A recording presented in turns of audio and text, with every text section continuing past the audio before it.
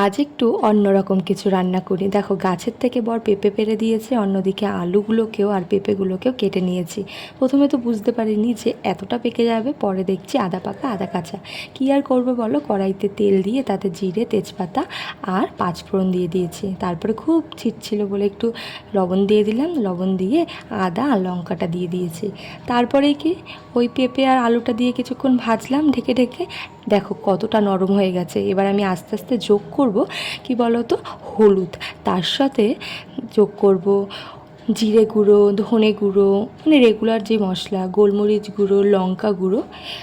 আমি কিন্তু খুব অল্প অল্প দিয়েছি, তোমরা তোমাদের মতন করে কালারফুল করতে চাইলে যে যেরকম চাও সেরকমভাবে দেবে।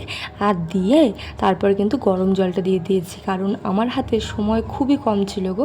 তোমরা তোমাদের মতন করে করে নিও। দেখো ফুটছিল যখন, তারপরে আমি ধনেপাতা, চিনি আর একটু ঘি দিয়ে নামিয়ে নেব। রান্নাটা জানি না কতটা বোঝাতে পারছি, কিন্তু খেতে কিন্তু খুবই ভালো হয়েছিল। তোমরা কিন্তু এই গরমে এরকম একটা হেলদি খাবার অবশ্যই ট্রাই করতে পারো। আজ তবে বিদায় নিলাম, থ্যাংক ইউ।